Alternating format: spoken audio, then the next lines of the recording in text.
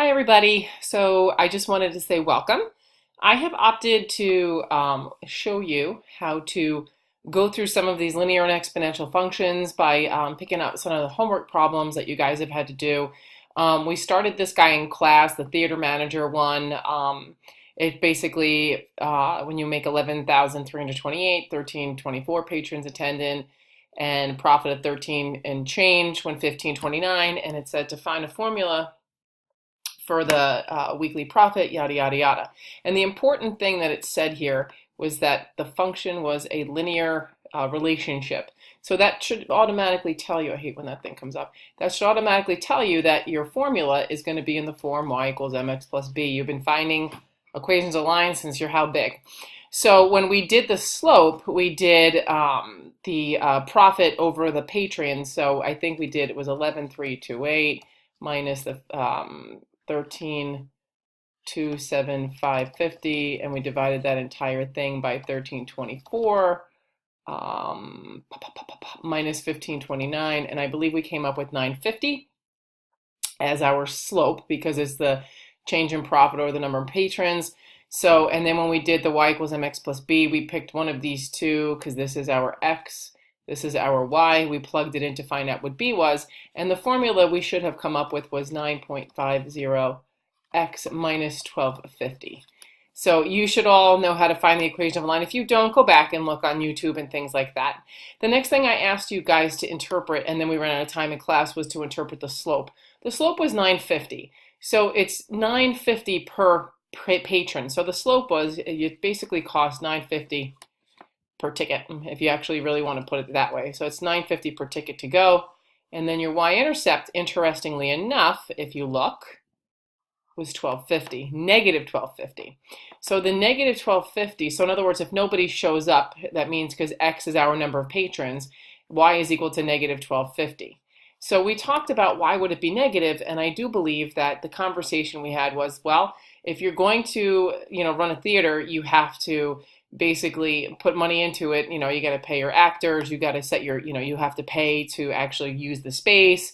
You actually need to build the set and all that. So these things cost money. So your break-even point, when we get to it, brings us to part C. So right now, with nobody showing up to the theater to see the show, they're down in the hole $1,250. So when we say the break-even point, breaking even means you don't owe any more money. So when you don't owe any more money, what does that mean in terms of this equation here? I hope you guys said, well, that's when your profit is equal to 0, i.e. when y is equal to 0. So if you want to find out what your break-even point is, you would set y equal to 0 and solve for x. So it would be 0 is equal to 9.50x minus 1250.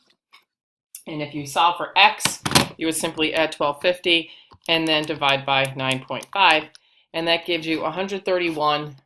So x is about 131.58. Now, 131.58 what? Maybe you should pause and determine again, who is x in this problem?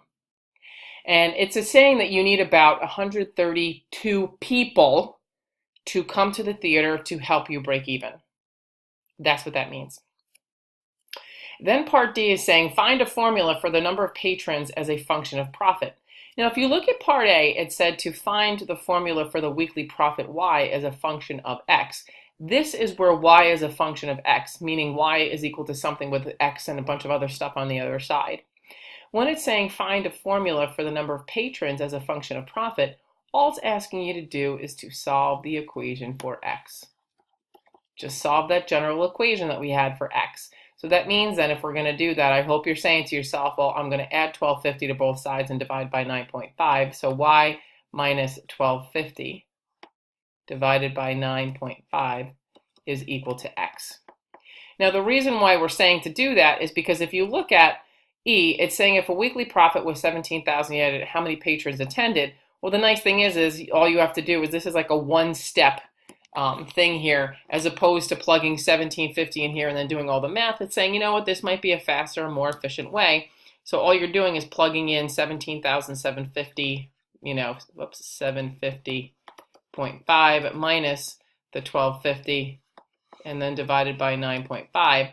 That'll tell you how many people actually went to the theater. So when you made 17,000 in profit, over almost 18,000 actually, let's be honest, in profits, they're asking how many people actually came to the theater.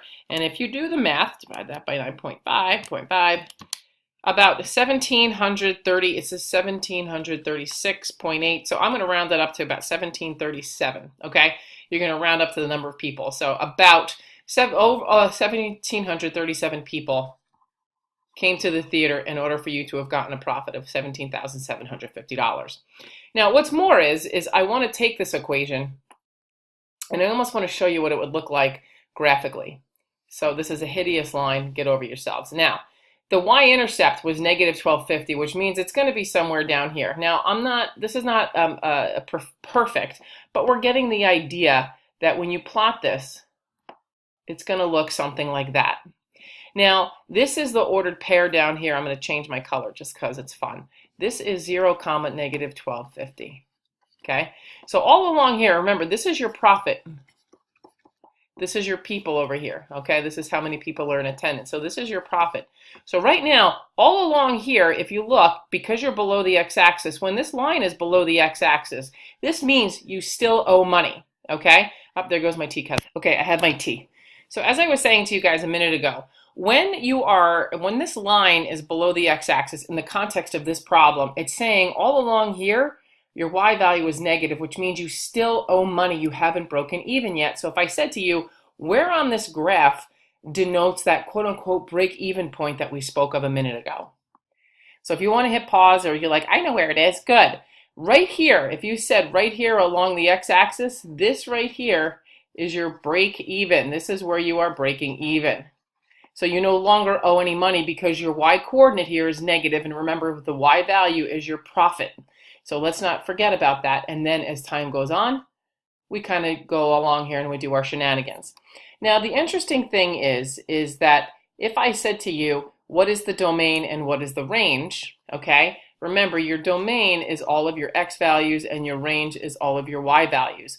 So the domain is that you have to start off with no people, but you could go on forever and ever, amen. So your domain would be, you know, x is greater than or equal to 0. So in other words, you can also write it as x is greater than or equal to 0.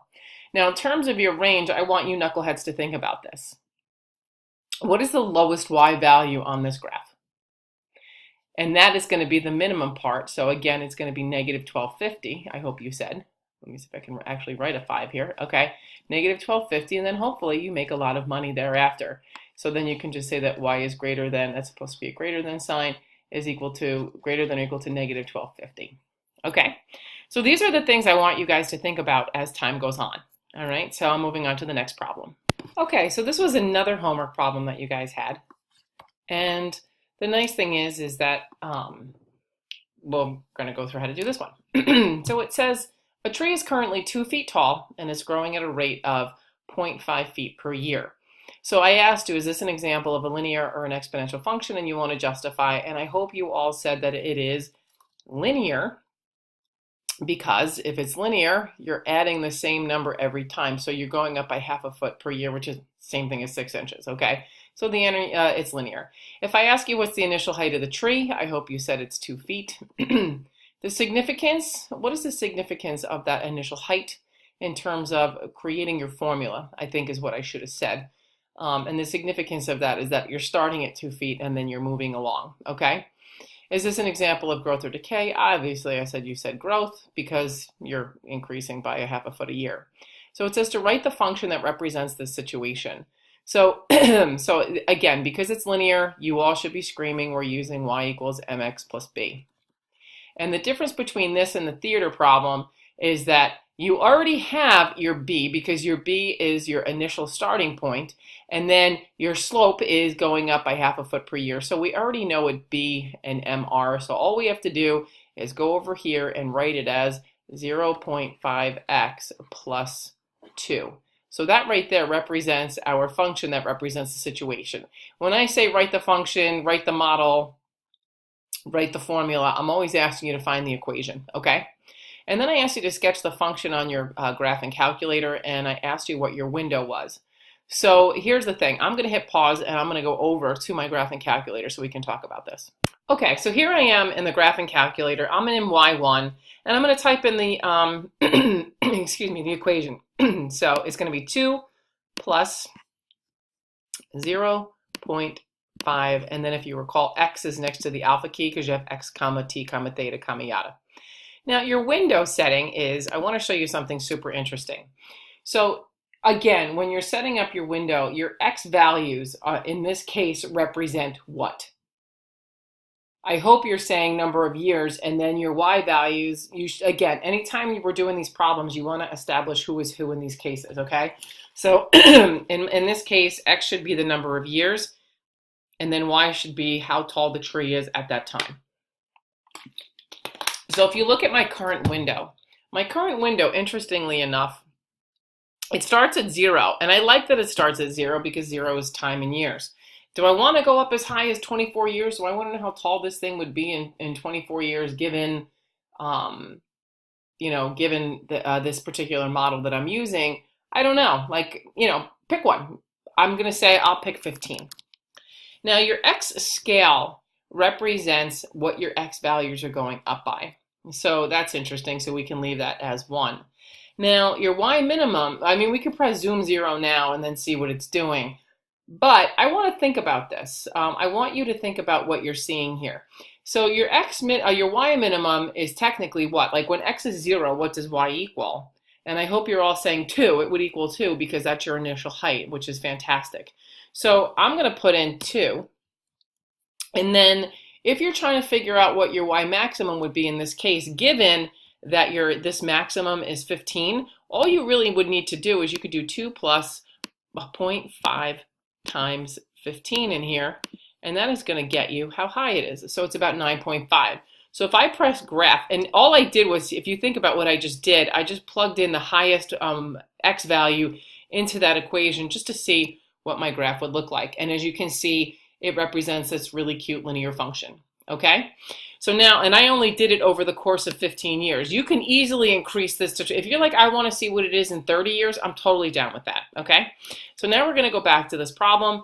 So state the domain and range. So the domain is technically, all I really need you to know is that the domain is technically, whoops, this thing went nuts, your x values, and that is years. And your range would be your y values, which is your height of your tree, okay? So if it's asking you how tall is your tree going to be in 8 years, all you're going to do is plug in 8 over here. So y would be equal to 0.5 times 8 plus 2. And half of 8 is 4 plus 2 is 6. So it will be 6 feet tall.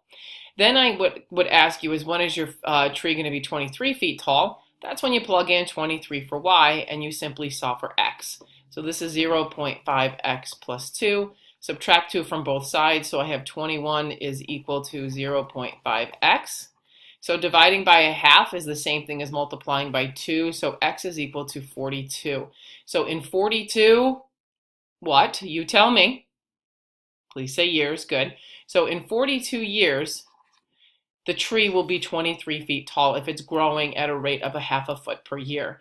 So these are questions that are really just kind of asking you to think about what's going on. So if you started here and you're like, I don't know what to do, right?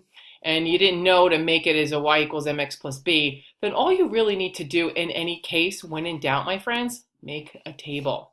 So 0, 1, 2, 3, 4.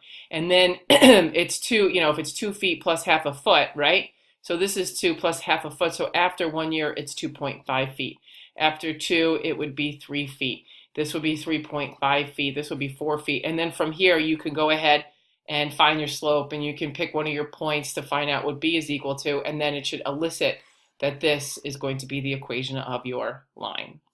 Okay, so that takes care of the linear stuff. I'm going to create a new video on the exponential.